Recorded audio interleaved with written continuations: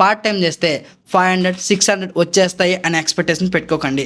5 hours work చేస్తే మీ petrol పోయి 250 రూపాయల నుంచి 300 అయితే వస్తాయి ఈ వైజాగ్లో. ఓకేనా. ఒకవేళ ఫుల్ టైం 10 to 12 అవర్స్ చేస్తే 700 800 రూపీస్ వరకు రావచ్చు. డిమాండ్ బాగుంది, ఆర్డర్స్ బాగా వచ్చాయంటే ఒక 1000 రూపీస్ వరకు వెళ్ళొచ్చు. కానీ 1000 రూపీస్ రావాలంటే 200 కిలోమీటర్లు ట్రావెల్ చేయాలి, గుర్తుపెట్టుకోండి. ఓకేనా. ఫైనల్గా కస్టమర్ అయితే వచ్చేసారు. కస్టమర్ దగ్గర ఓటీపీ తీసుకుని ట్రిప్ అనేది స్టార్ట్ చేద్దాం. వెళ్తూ ఈ ర్యాపిడోలో నేను ఈరోజు ఫేస్ చేసిన ప్రాబ్లమ్స్ ఏంటి అవన్నీ కూడా క్లియర్గా మాట్లాడుకుందాం. ఈ వైజాగ్ సిటీలో బ్యాక్ టు బ్యాక్ రైడ్స్ వస్తాయి అనుకున్నాం, కానీ రైడ్స్ అయితే రావట్లేదు. ఒక రైడ్ కోసం దగ్గర 10 మంది అయితే వెయిట్ చేస్తున్నారు. పోనీ రైడ్స్ అయినా కంటిన్యూ వస్తున్నాయా అంటే లేదు. రైడ్ మిస్ అయింది అంటే 10 15 20 నిమిషాల దాకా టైం వేస్ట్ అయిపోతుంది.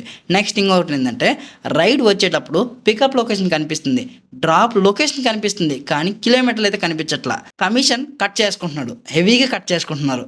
సో ఓపెన్గా చెప్పాలంటే 50 రూపాయలు బిల్ వచ్చింది అంటే 50 రూపాయల్లో 15 రూపాయలు కమిషన్ కట్ చేసి మనకి 35 రూపాయలు మాత్రమే ఇస్తున్నారు. సో ఇక్కడ కమిషన్ ఎక్కువ కట్ చేసుకుంటున్నారు అనిపించింది. నేను కస్టమర్ కేర్తో కూడా మాట్లాడాను. కమిషన్ ఎక్కువగా కట్ అవుతుంది, సబ్స్క్రిప్షన్ ప్లాన్స్ ఉంటే చెప్పండి, ఆ సబ్స్క్రిప్షన్ ప్లాన్స్ తీసుకుంటాము అంటే ఈ సిటీలో సబ్స్క్రిప్షన్ ప్లాన్స్ లేవు అని చెప్పారు. ఇన్సెంటివ్స్ కూడా లేవు, ఇన్సెంటివ్స్ అప్డేట్ చేస్తాము, ఇఫ్ ఇన్ కేస్ ఇన్సెంటివ్స్ వస్తే మీకు నోటిఫికేషన్ వస్తుంది అని చెప్పారు. సబ్స్క్రిప్షన్ ప్లాన్ హైదరాబాద్లో ఉంది, మరి వైజాగ్లో పెట్టడానికి ఏంటి?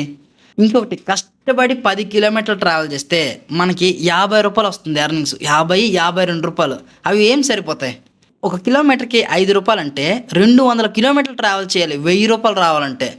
మరి ఒక రోజుకి 200 కిలోమీటర్లు ట్రావెల్ చేస్తే మన హెల్త్ ఏమవుతుంది, మన బైక్ కండిషన్ ఏమవుతుంది, ఇవన్నీ ఆలోచించాలి కదా.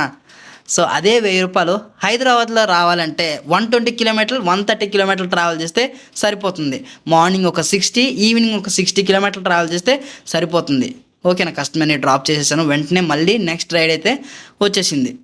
రైడ్ అవగానే మరో రైడ్ ఎందుకు వచ్చేసిందంటే ప్రజెంట్ నేను మద్దిలపాలెంలో ఉన్నాను కాబట్టి ఈ ఏరియా డిమాండ్ ఏరియా కాబట్టి ఇక్కడ రైడ్స్ అయితే వస్తాయి. మీరు కూడా డిమాండ్ ఏరియాని ఫాలో అవ్వండి. రైడ్ వచ్చినట్టే వచ్చి రైడ్ కూడా క్యాన్సిల్ అయిపోయింది. మళ్ళీ వెయిట్ చేద్దాం నెక్స్ట్ రైడ్ కోసం. ఓకే, నెక్స్ట్ రైడ్ మళ్ళీ వచ్చేసింది.